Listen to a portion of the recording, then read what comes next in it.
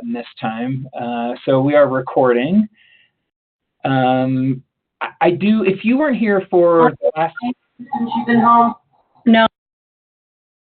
So if you weren't here for the last two sessions, the first session in this series of active learning WebExes was on backwards design.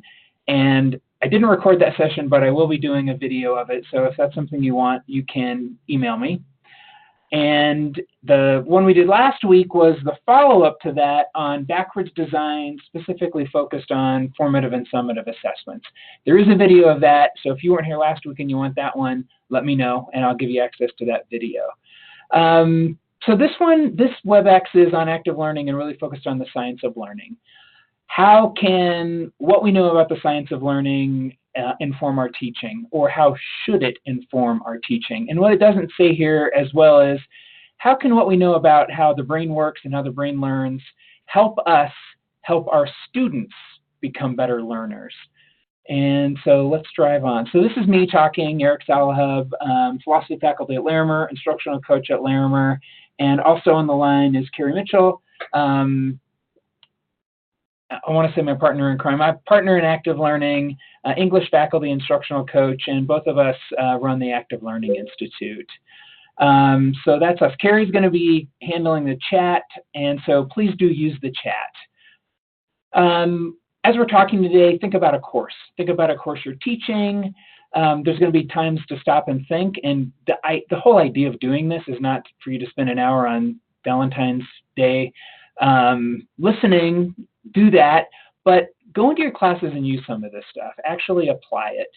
And so keep a class in mind, and when we stop and think, think about that class, or use the chat to actually write down stuff. And if there's something that you really want me to address today, it may come up in a slide. If not, email me, or Carrie will note that in the chat and we'll get back to you. I'll just say going in that I am not a neuroscientist. I am not an expert in the science of learning. I have done some research. I'll point you to some of the places my research came from. But research, of course, is always evolving. So when I built this show last year, maybe things have changed since then. This is a class that got me and Carrie started on all of the stuff about active learning. We designed this online class. We had our students perform tremendously well and exceed our expectations in terms of learning. And it was our investigations into what was going right in this class that led to all of these WebExes and everything we're doing about active learning. So it was really a grassroots effort to figure out why our students were learning so much. Well, this is the brain. That's where learning happens. And we're talking about active learning. Today is really talking about the science of learning. We could call it brain-based learning. But that is where learning is happening. And research in how the brain works, how memories form, how memories are retrieved, I think is pretty relevant to us as teachers. You've probably seen this slide if you were here for one or other of the last two WebExes. We're really asking you to think about a significant paradigm change from the old way, or the current way of doing things, the knowledge transmission paradigm, to this new way of thinking about teaching and learning that we call active learning. It does require wholesale changes for teachers, students, and everything else. So just keep in mind, we're talking about the science of learning, and it is one of the ways that we need to, one of the things we need to do if we actually want to implement active learning. I want you to think and write and make connections, and that's what I have my students to do in class. Those are some of my students from a previous semester, and I try to make them work as hard as I can. Let's see if I can get this video to show. Well, if you want to see learning happening, there it is. This is a time lapse of neurons and neural connections in the brain. And that is the literal aspect of learning. We could run it, and if you want this video, just do a Google search for neural growth in YouTube.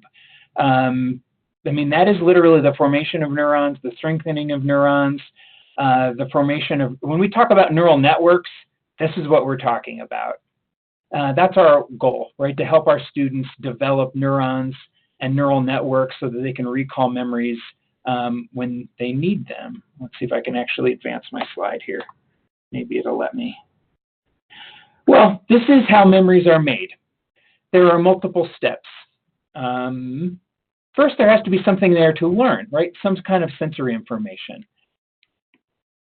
Sights, sounds, smells, tactile sensations. There has to be something out there. And then you have to pay attention to it. And then you can, if you pay attention, you might be able to form a short-term or a working memory.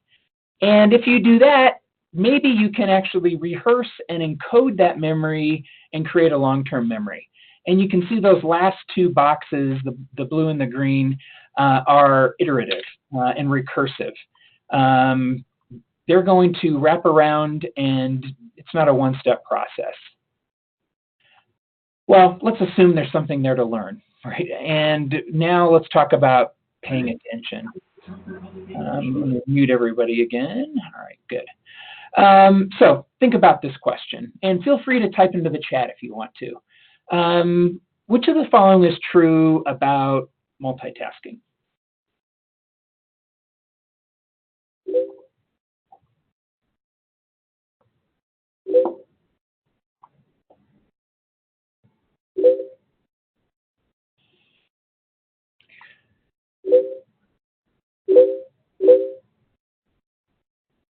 All right, someone said all, and that person was right. Yeah, a couple people did. Carrie. They're all true, right? Multitasking feels energizing and productive. It is true. Research says people who think they're good at it are actually worse than people who think they're bad at it, which I think is very interesting. The main reason I'm talking about it is it really impedes your ability to pay attention because your brain is a single processor. Your brain can only pay attention to one thing at a time. In fact, multitasking is simply doesn't happen in your brain, right? Your brain is a single tasking machine. No one's good at it. We can switch tasks really fast, but there is efficiency loss and productivity loss. So what do we do with this information? Since we know it interferes with our ability to pay attention, it will therefore interfere with the formation of short-term and working memories. And I really find this quote from Forbes magazine interesting. When you're trying to multitask, right? When you're switch tasking really fast between things, it lowers your IQ. I mean, that's a metaphor. But I'm not sure you want to be an 8-year-old. And Carrie can attest to what happens to me because we often work together. And if I'm multitasking, it isn't pretty. And so what happens when your students are multitasking? How can we help our students not do it? I mean, I love multitasking because it's a way to actually help students figure out that there may be assumptions they're making about what they're good at that are wrong. And there's plenty of research out there, including cool articles that they can read. It's a way to introduce brain science to students. And I just suggest that you challenge your students and yourself to single task during class. Laura, I'm talking as loud as I can, so I will try to project, but I am right next to my microphone, so I apologize if you can't hear. James, sorry, James. Challenge them to put their phones away for 50 minutes. Challenge yourself to put your phone away for 50 minutes. If you need to give them a phone break halfway through, do that. But challenge yourself and your students to single task during class and while they're doing homework. It's a challenge, but it's a worthwhile challenge. Let's see if I can mute my, hang on, let me do this. I'm sorry, you're probably hearing my chat chiming, and I don't know if I will be able to figure out how to turn it off, but we'll let it go in the background. So let's assume you're paying attention or your students are paying attention, and maybe they can actually form some short-term and working memories. Well, it's like a sticky note, right? Short-term working memory is a sticky note, and it's about that much room. It's temporary. And without ongoing attention and rehearsal, anything that's in your working memory is going to go away in 10 or 15 seconds. And we've all experienced that when we're trying to remember a name or a web address. or something, you have to constantly say it over and over to yourself, and if you wait too long, it's gone. That did not actually form a living neuron that lasts, right? And the reason this is important is, for us as teachers, we want to consider the cognitive loads we're placing on our student. How many things are we expecting students to hold in their short-term memory at one time? And why are they struggling to do the work we want them to do? And while we're lecturing, can they take notes and listen at the same time? It's a significant challenge. You've seen this slide before if you were here in one of the previous sessions. Things that we find easy because we've automized them into one task, our students find difficult because for them, it's multiple tasks that they have to keep in their head all the time. And so have empathy for students who may struggle to do things that we find easy, right? Because their working memory is challenged in a way that our working memory probably is not. Well, let's say we've actually managed to form some short-term and working memories, and now we're actually going to try to create what I'm going to call real learning, right? Long-term memories that are encoded and rehearsed so we can recall them. Here's a question for you. How many neurons and neural connections exist in the human brain, the adult human brain? A, B, C, or D?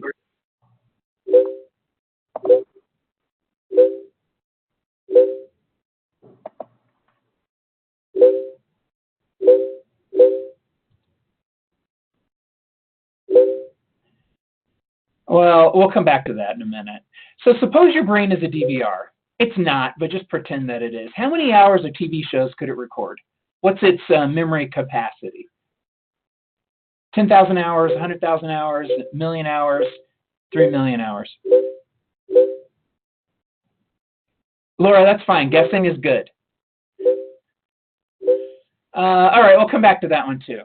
So once a short-term memory actually manages to get encoded into long-term memory, it's there in the brain forever. True or false?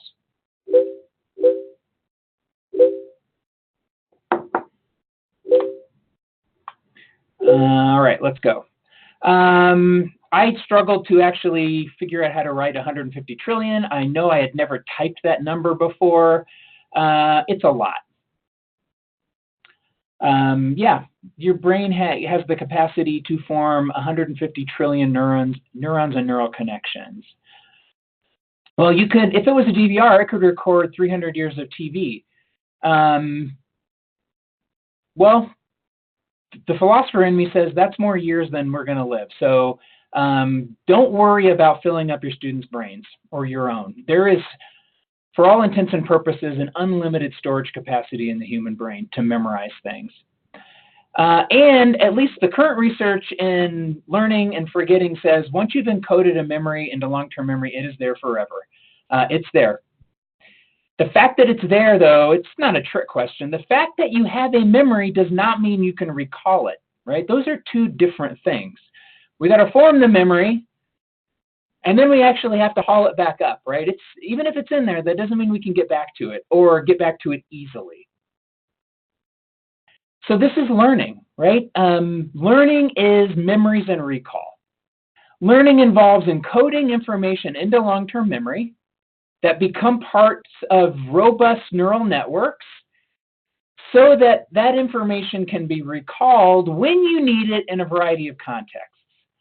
And as an aside, that's probably beyond the end of your final exam, right? You want students to be able to recall memories next semester, so when your, I don't know, algebra students go into calculus, they can actually recall the algebra. Or when your calculus students go into physics, they can actually recall the calculus so they can do the physics, right? Or just, you know, name your discipline. Formation of neural pathways requires time and repetition. And if you want a takeaway, that's what teaching is about, then that's what learning is about. The time and the repetition. And let's go back and mute everyone again. All right. So here is my metaphor for the brain. My brain is my kitchen drawer. And there are two aspects of memory: storage strength and recall strength. And I don't know, the book that I read characterized it this way. Storage strength is how well you've learned it. Recall strength is how easy is it to actually get that memory back when you want it. And I'm a cook, and I have numerous kitchen drawers and pantries and closets and a garage full of kitchen stuff.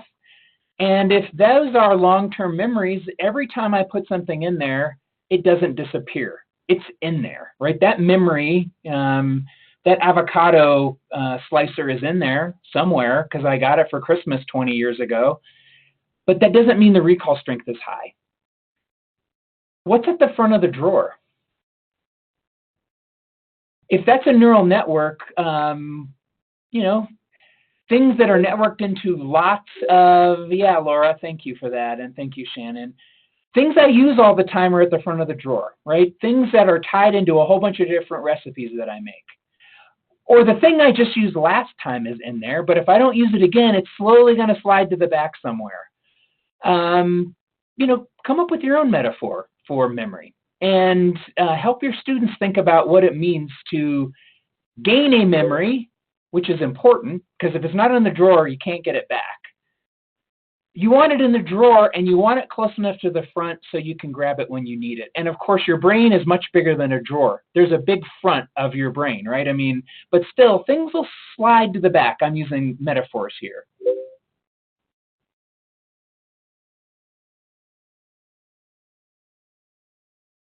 So how do you make memories?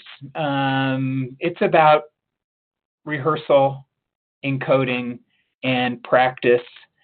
So let's think about some assumptions about teaching and learning. I'm going to challenge you to think about some of the assumptions you have about teaching and learning.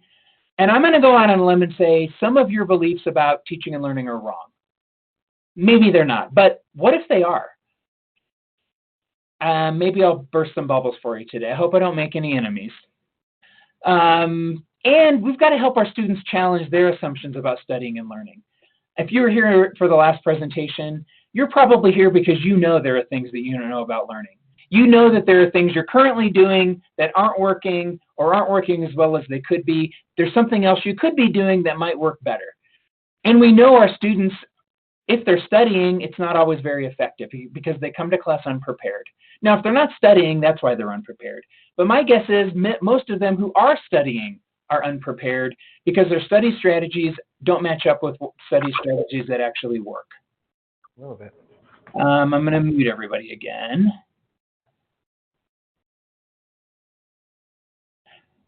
So think about this one. The human brain has a right and a left hemisphere. And each of these is associated with particular abilities, right? The right brain is attuned to creativity, and the left brain is more attuned to logic and reasoning.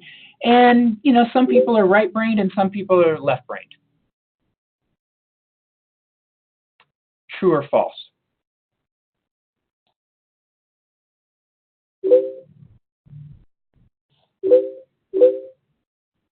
And even if you're not typing into the chat, think of an answer.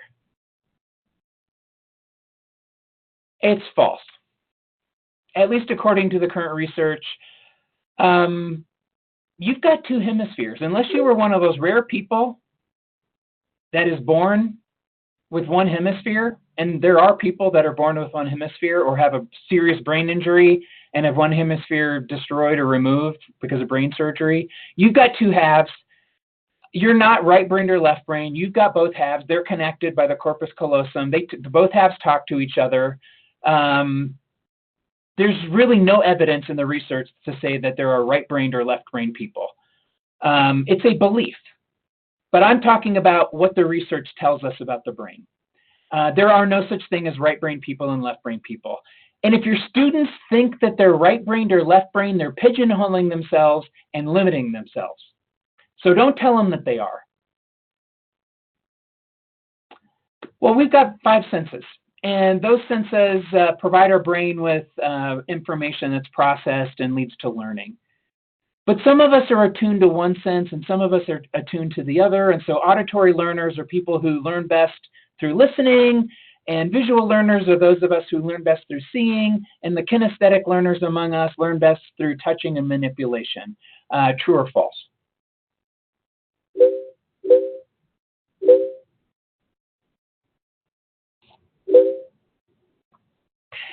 Thanks, Shannon. Even if we have more than 5 senses, what about the other part of the question? All right.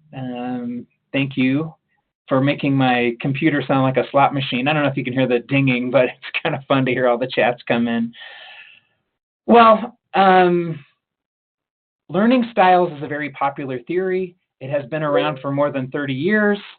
But the current meta-analyses that I've read over the last 2 years show that there is no evidence that learning styles theory is true. And let me clarify what that means. Learning styles theory says that people are visual learners or auditory learners, and they learn best in that mode. That they learn better in that mode than another mode. And they carry that mode with them from different learning contexts. It's a really cool theory, and it's one that I believed. It's one almost all of us believed. There's just no evidence for it. And that doesn't mean it's not true, but why are we telling students that they're auditory learners or visual learners when there's no scientific evidence that says that they are?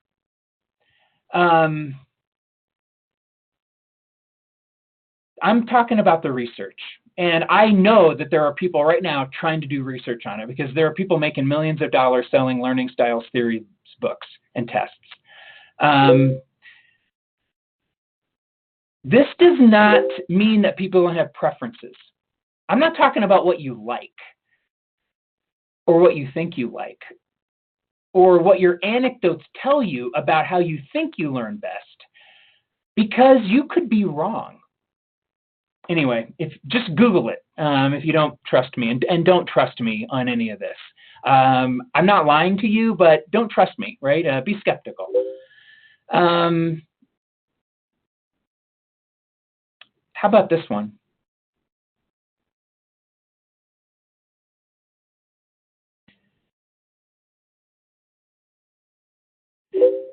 And Kristen, I'm looking at the chat. Again, I have not seen any evidence that there's such a thing as a learning strength in a particular area, right? If anybody can find me an article that shows evidence for learning styles theory, I want to see it.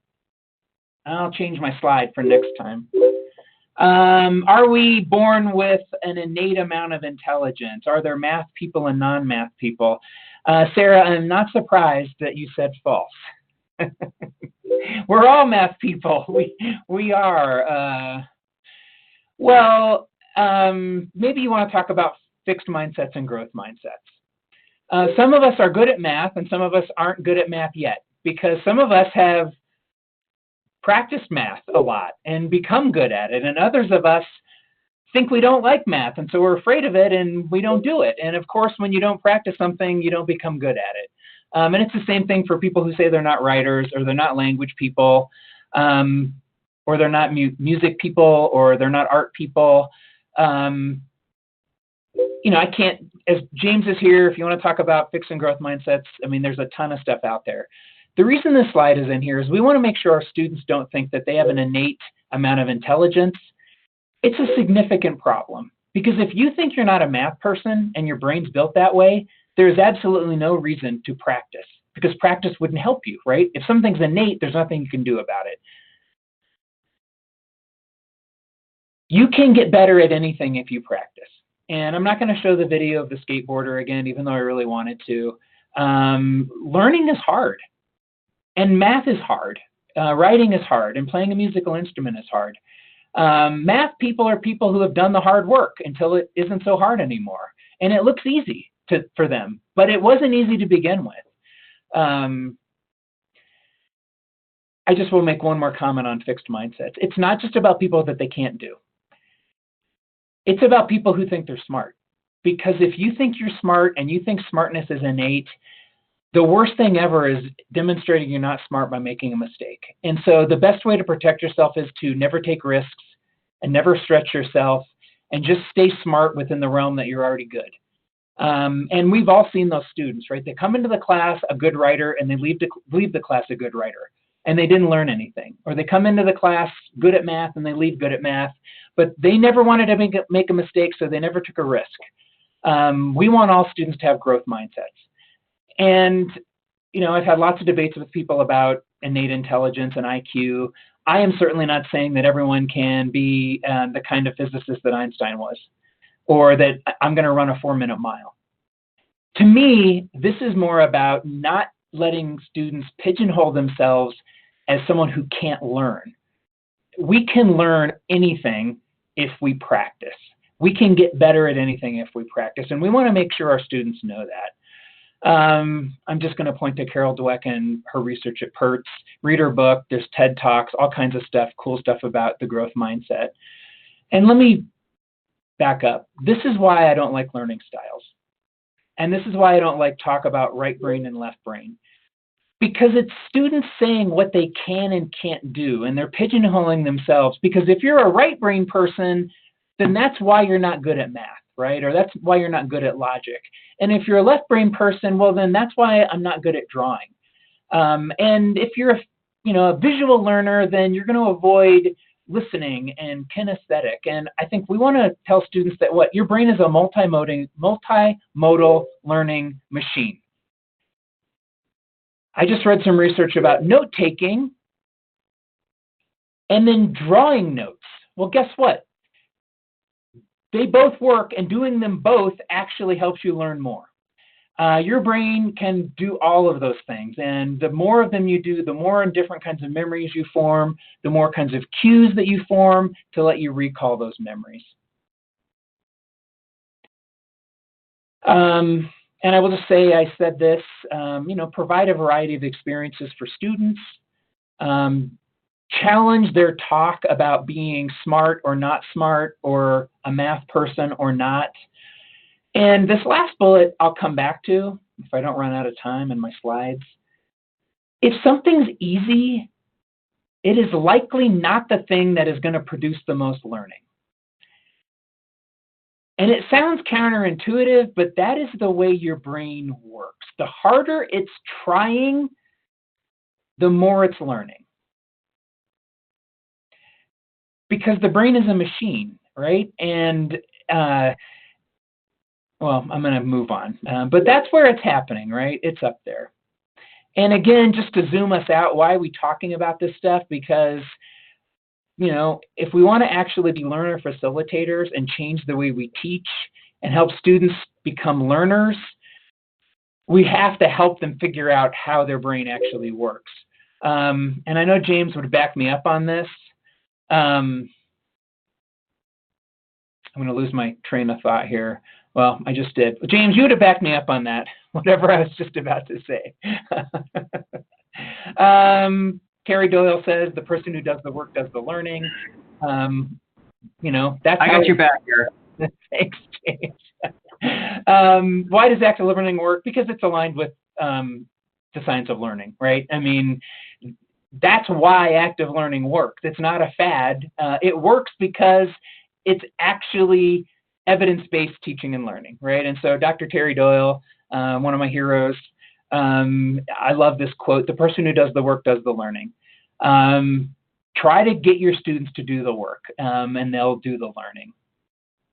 So which of these are true of lectures? And those of you who were here at the last session probably know the answer.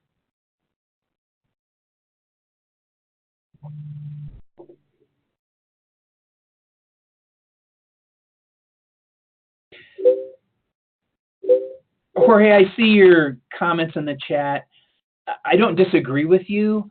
I'm just not sure if that's productive at all to tell students, right? And so I'm not saying not to lie to them, but whatever innate talents we have, practice can take us a long way. All right, let's see which ones of these are true. 1, 2, and 3. And I'm doing it right now, right? It's a very efficient way to cover content, and I can even mute you so you can't talk. I can click as fast as I want to. They do help students practice some skills, like listening and note-taking. And it's comfortable and normal. The problem is there is not much research, if any, that says it's a good way to help students learn.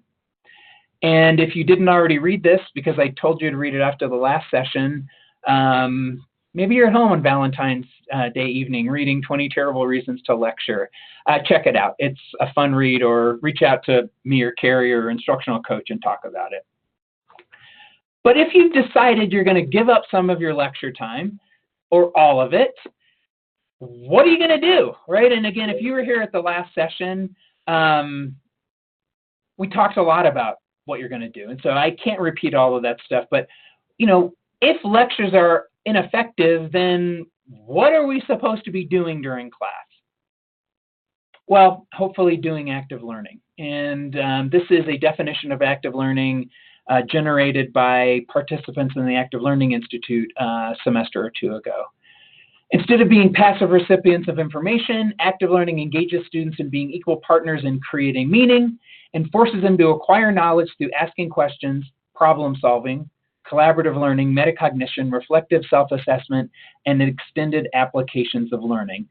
And some of that can certainly happen outside of class for homework. But all of it can also happen in class. And again, don't trust me. I got my information from doing research, and these are two big meta-analyses of studies on active learning done, one in 2004 and one in 2006. And I think in total they looked at 300 or 400 different pieces of research. And both Michael and Prince concluded that there is significant evidence that active learning works. And to quote Terry Doyle again, how do we help students learn? Well, they learn they have to form long-term memories, and to do that, they need to use information in a variety of ways. They need to read, recode, write, summarize, annotate, speak, listen, map, reflect. We want them to be able to recall what they've learned on the summative assessment, right? Whatever that is, but also next semester and next year and wherever they end up. It's hard for me not to look at the chat. Jorge, who says we have to cover the content? Students must learn content, but where is the connection between covering content and students learning content? That's what I haven't seen the research on. We do think it's our job to cover content, but isn't it about learning? It's happening up there in the brain. I'm sorry, I'll try to, it's very hard not to watch the chat, but then I'm switch tasking, and I'm demonstrating how hard it is to try to do two things at once. Learning requires time and repetition, and I just hit you this. Am I going backwards? No, we're good. I got my kitchen drawer here again. How do we get students to put memories in their drawer, and how do we get them to connect those memories up with enough neural networks and enough cues so they can recall them not just on the final exam, but in different contexts? Well, here's another question for you. Which are true of tests?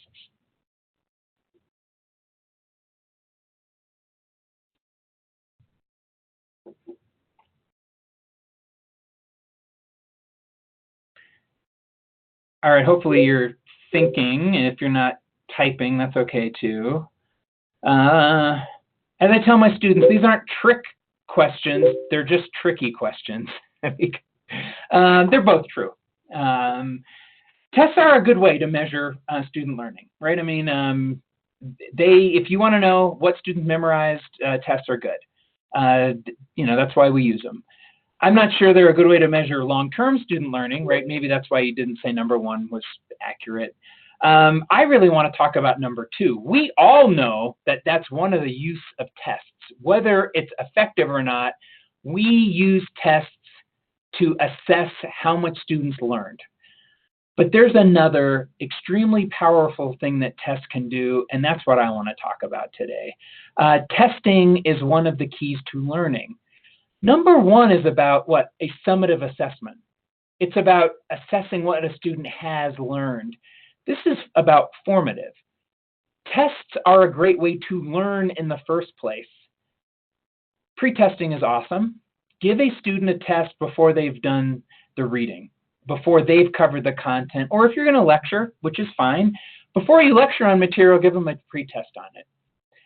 One of the bits of research that I read, and you probably heard me say this in the last session, there was a lecturer, I think she was a physicist or a chemist, and she only made one change. She taught 2 identical classes. She made one difference.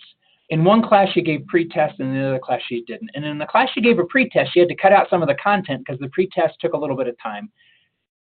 The section with pretesting did better on the final exam at a statistically significant level. And that's the only change she made. And she was a good scientist because she just made one change, right? One variable difference. What does pretesting do? It activates prior knowledge. It brings forward a whole bunch of stuff from the back of a junk drawer, and that stuff is there ready to have neurons connect to it. It tells students what the main ideas that you're going to cover are. It might stoke their intrinsic motivation because it's going to make them curious. It's going to uncover assumptions that they might have. If you collect the pretest, you might know what they already know, and if they already know 20% of the material, you don't have to cover it. It challenges the fluency fallacy, and I'll talk more about that later. Students may think they know everything, but taking a pretest may show them what they don't know. It really works. Pretesting could work in almost any situation. If I would have been able to give you homework, I would have given you all of these questions for homework before you got here, and you would have done poorly on it. But that's okay, because then you would have been really interested in coming to this session to get what the right answers were, and you would have thought about it, and you would have done a lot of stuff. In fact, we do this to people in the Active Learning Institute, and they get a 40% on the quiz, and then they are really, really ready to look at the feedback on those questions. The other reason I want to talk about testing is the testing effect. The testing effect is simply a psychological or a brain science effect that says every time you recall a memory, that memory is strengthened. And it's not a metaphor. It's literally true. Every time you recall a memory, the neuron for that memory gets stronger. More protein gets laid down. It gets thicker and stronger. And so recall is great. Just simply recalling correct information over and over and over and over is a great way to learn. And that's me learning my students' names of flashcards. That's testing myself, right? Trying to recall. I put the name on the back so I don't see it, right? Not looking at notes, as Carrie said, right? I'm looking at their picture, trying to recall. I'm trying to pull that name out of my memory drawer. I know it's in there, but can I recall it? And if I can, great, that memory gets stronger. If I can't, I turn it over, and when I look at the name, I recall it, and it gets stronger. This is a great way to learn.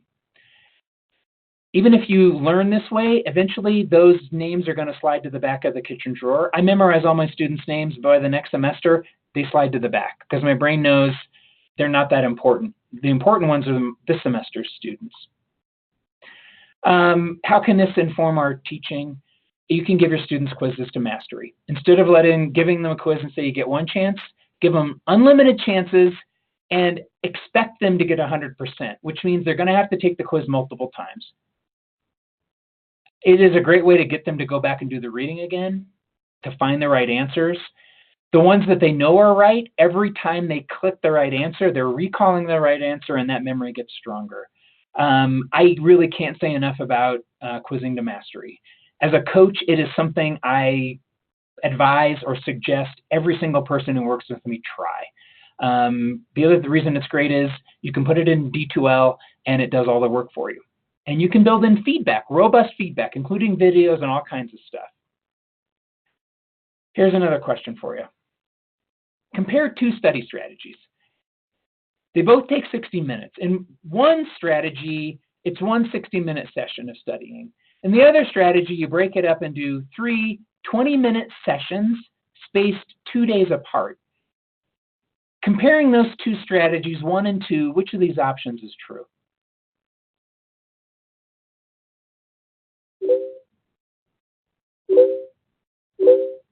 I think people are getting wise to my questions. I need to make them trickier. And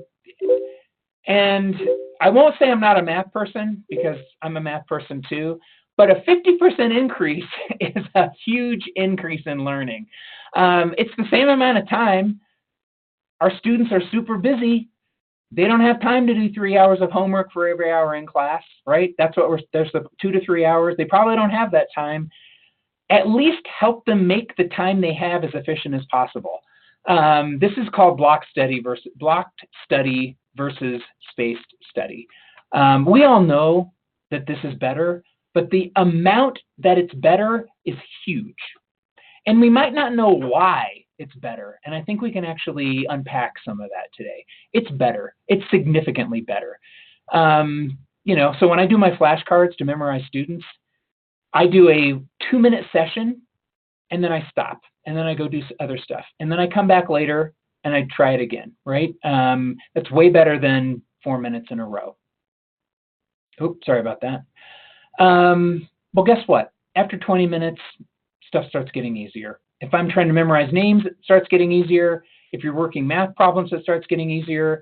If I'm trying to memorize, logic diagrams, or, you pick your topic, right? Medical terminology. I'm trying to see who's up here.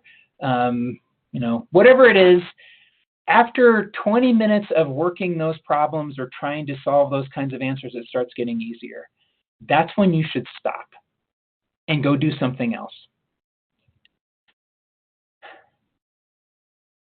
What happens when you study for 20 minutes and then you come back 2 days later? It's really hard again. Those memories have slid farther back in the drawer, and now you have to work really hard to recall. The recall at the end of 20 minutes was easy because you had packed that stuff to the front of your brain, right to the front of your drawer, and now you're recalling and you think you know it. That's called the fluency fallacy, when you think you know it but you really don't. So then you take 2 days off, and then you come back, and man, it's really hard again. The harder you have to work to recall that memory, the stronger the memory becomes. And here's my speculation. Your brain is super smart. It knows that not everything you memorize is important, and everything can't be at the front. How does it decide what's at the front? And I always imagine some hunter-gatherer trying to decide if the blueberry or the red berry is poisonous. That's really important, right? That struggle. I got to eat one of these berries. Which one am I going to eat? And I know one of them's poisonous, and I'm going to struggle really hard to remember what the oral tradition was or whatever. When you struggle, that literal feeling of struggle and strain and pain, that's you telling your brain that memory is important, and it's going to pay attention to you, and it's going to, thank you, Kristen, it's going to make that memory stronger. When you see your students struggling, praise them for struggling, because tell them that that's when the learning is happening, right?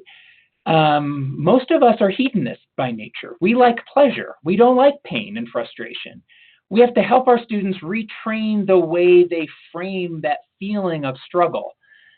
They need to reframe it to look forward to it and to cater to it and to create situations when that strain and struggle is happening.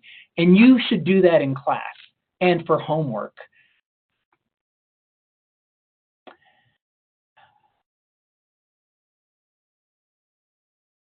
Try to help their study be efficient. Design in and out of class work that builds in spaced study. That way they won't have any option but to spaced study. I mean, one way to do this is cumulative quizzes instead of 2 tests, because cumulative quizzes build in spaced study, because they have to go back and learn the stuff that they learned in week 1 and week 2 and week 3. And I'll just add this bullet as an aside, number 3. You may not be able to control how classes are scheduled, and we schedule classes for all kinds of reasons. But 5 years ago, I went from teaching 2 days a week to 3 days a week. Same amount of hours. My students learn so much more now because it builds in spaced study. And so I don't like teaching on Fridays. I would rather have Fridays off. But I teach on Fridays. This isn't why I do it, but I wouldn't go back if I can help it to 2 days a week. And 1 day a week, you know, you got to really help students build in that space to study for themselves. There's something called interleaving, and interleaving is a proven, effective study and teaching strategy. What is it? You probably don't know what it is. Guess. What could it be? What does it sound like?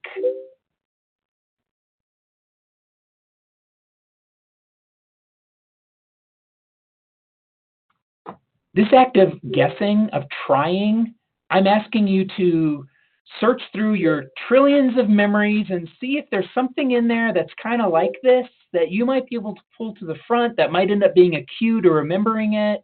Yeah, I love this, right? It's got the word leave in it. It's got enter. It just means mixing stuff up. And I will say, if you want to read a book, read this one. This is where I got most of these quiz questions from. How We Learn by Benedict Carey. It's awesome, and it's less than $10 on Amazon, and I don't get any commission, although I should, because I've advised hundreds of people to read this. It's a book about the science of learning by a journalist who practices on himself. It's a super fun read. It's awesome. Check it out. So what is the most efficient way to learn to identify artists? Suppose there are 10 artists that we want to learn, and there are 100 paintings, and the goal is to be able to look at a painting and tell who painted it. And you're the teacher, and you've got 2 options. You can just, we'll put them, they're all on a slide deck. Should I look at 10 in a row by Picasso, and then 10 Renoirs, and then 10, I don't know, come up with another painter for me? Or should I mix them all up? Or if students were going to study, which of these strategies would you suggest that they take? One of them is easy. One of them is really hard, and that's a hint. Well, interleaving is mixing them up. And it's far superior in terms of learning. It's way harder, but it's superior. What's the fluency fallacy? It's when you think you know something, but you really don't. And what happens when you look at 10 Picassos in a row? By 8, 9, and 10, you're like, I got it. That's a Picasso, because the last 8 were. And you really think you've got it, but you don't. And there are other ways the fluency fallacy crops up. I think Carrie mentioned in the chat, a mile ago back, and it scrolled down. A horrible way to learn is rereading your notes over and over. Because by the 4th time reading your notes, you're like, I know this stuff by heart. The problem is, if you tried to turn those notes over and rewrite them from memory, you probably couldn't do it. That's the fluency fallacy. Here's my best metaphor, my best example of the fluency fallacy. Come up with your own. I love listening to music in the car, and I love singing along to songs, usually not out loud, in my head, sometimes out loud. And I think I know those songs, man. I've heard that since the 80s. I've sung that song for 30 years. Try turning off the volume and singing it. The fluency fallacy is when you think you know it, right? Because you're hearing the person sing it, and you're singing along, and you've convinced yourself that you know the lyrics. But then try doing, karaoke without the words. This is the downfall of being a great lecturer. Right? You're so good at what you do. You're so passionate, and your stories are so great, and you reel the students in, and they think they know what you know. I'm not sure we want to be good lecturers. What works better in terms of the paintings by far was mixing them up. When they actually did this study, when they asked students then to actually go and take a test, the students who did the interleaving did better, significantly better.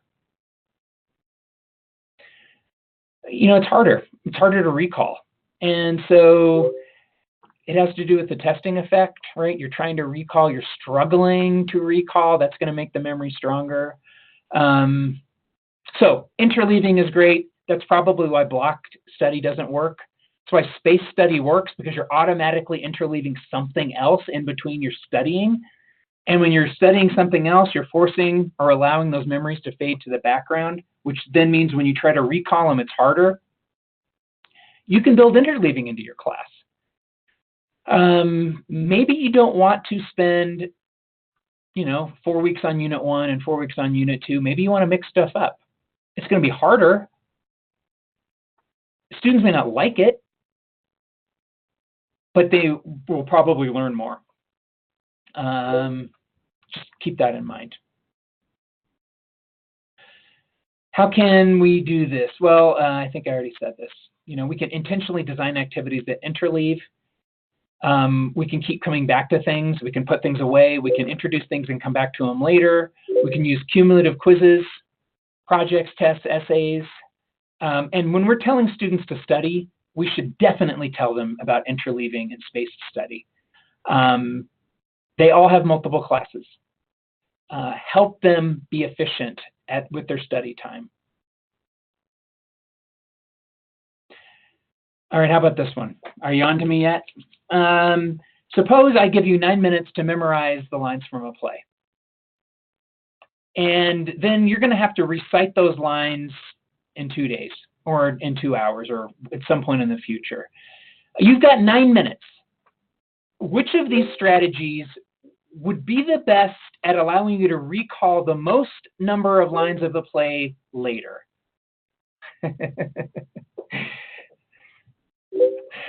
Now, if I were to ask you which one of these you would do, it may not be, yeah, Gary. Because I can tell you what I would do is number 1. I mean, I can almost guarantee before I studied the science of learning, I would do number 1. I would read it and read it again because I can read really fast. I would read it and read it and read it and read it. And I might even recite it to myself while I'm reading it, which is the fluency fallacy, right? Or maybe I might have done 2. I might have read it for 6 minutes and then said, okay, I'm going to try it. But what actually cashes out with the most learning, right? The most number of lines learned is number 3. And it doesn't mean studying it for 3 minutes and then spending 6 minutes reciting. It means interleaving. All right, I'm going to read it through once. I'm going to turn it over and try to recite. And then I'm going to do horrible. Okay, I only got 2 lines. So then I'm going to read it again, and then I'm going to turn it over, right? It's spending the most amount of time reciting and the least amount of time reading. And again, think about what we've learned. This is forcing, numbers 1 and 2 are the most likely to give you the fluency fallacy. As we go farther down, it's forcing us to recall and to struggle to recall. Now, I will say, few people memorized all the lines, right? And that's not enough time. This is about what's the most effective way to actually build long-term memories. There is no number 5. I think Kristen was being facetious, but maybe not. Yeah, it's number 4. And again, what I love about that book, How We Learn, is the author actually does these studies on himself. And you could too, right? You could test this on yourself and actually see what works. So, recalling without looking at notes is way harder. I think Carrie mentioned this in the chat.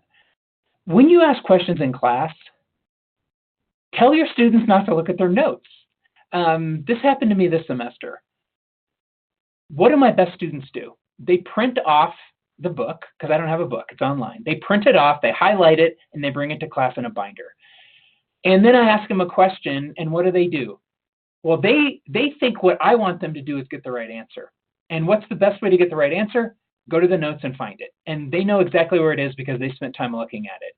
And guess what? That's the first person to raise her hand. And she did, right? I mean, I asked her a question. She went to her notebook. She opened it up. She found the answer, and she raised her hand. And I said to her, close your book and put it away. And after class, she came up and asked me why. And I said, I wasn't being mean. We just hadn't had a chance to talk about this yet. And I told her, this is why. And I have to say, her head exploded because she understood, right? She's like, you're totally right. I didn't even give myself 10 seconds to try to remember. your notes are great, right? Use them once you fail to recall, but allow that time of productive struggle. The zone of proximal difficulty, I think is what it's called.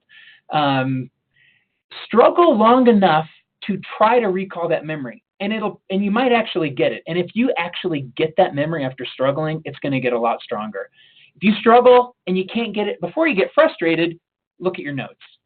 And so when you're facilitating group work, you want those students to be struggling, right?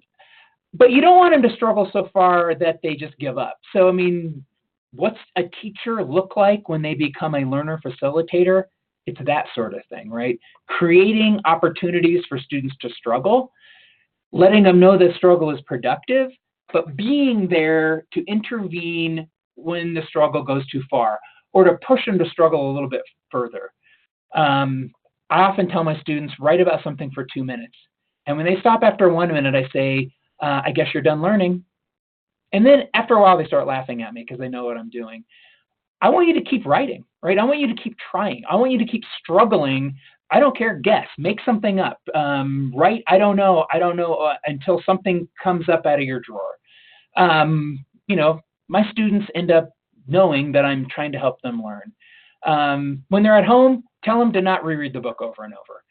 It is a proven poor study strategy. You need to read, and coming back and rereading later is great. But rereading over and over is, I'm just going to say it's worthless. Rereading notes, same thing. What should they do? Read their notes once, then get a blank piece of paper and try to recopy them. Well, that's way harder, but way more productive in terms of learning. It's the testing effect, it's challenging the fluency fallacy, and all of those other things. Let's see here. I know I'll probably go a few more minutes, but I realize if you have to leave, please leave. Thank you very much for coming, everyone. I have a few more slides that I will cover. Another test for you. Students were given 10 minutes to study a poem, and then they were immediately tested on how many lines they could recall. So they got 10 minutes to study it, and then right away they recited the lines. And then 2 days later, mute everyone again. 2 days later, the experimenter came back and said, I'm going to test you again. Now, they didn't know they were going to get tested again. None of them had studied it since then. 2 days later, did they remember fewer lines, the same amount of lines, or more?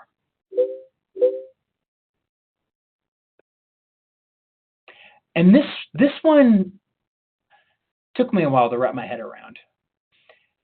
They remembered more. And if we had more time, I would ask you to speculate on why. For the sake of time, I will tell you what the research said, and I'll let you ponder it and come and talk to me or Carrie about it. What happened? The first recitation was also practice. As they were reciting immediately, they were recalling, and those memories got stronger. So, right, the actual recitation immediately after studying was a study session. They might have actually been mulling it over. Even though they weren't told to study, they might have been mulling it over in their heads. So there might have been some ongoing rehearsal, maybe 1 or 2 lines stuck in their heads. They might have actually slept. And the research says that sleeping is a key to forming memories. Well, if they slept, they might have dreamed. And dreaming and different aspects of sleep might actually allow memories to be encoded. And so definitely research says sleeping can help. They might have exercised. Exercise produces brain-derived neurotrophic factor. It is the protein, I think it's a protein, the neurochemical that is critical for the formation of neurons. In fact, as far as people know, exercise is the only thing that produces, I think it's produced in the amygdala. They remembered more, right? Not a lot more, but I find this fascinating. And it says something about what our intuitions tell us about learning and the way the brain actually works. If you want another book to think about, check out Small Teaching by Dr. James Lang. He's a literature professor who has done this research as well, and he talks about it in terms that teachers will understand. All right, my voice is gone, and I'm 2 minutes over. I'm going to hang around for a few minutes if anybody wants to type in the chat. But what I'm really hoping you'll do is, let me go all the way back. Reach out to me, reach out to Carrie. I mean, the whole point of doing this for me is to stoke your intrinsic motivation, maybe to, I don't know, learn more, come and talk to me, get a coaching session, talk about active learning. So thank you all very much for coming and spending Valentine's Day with me and Carrie.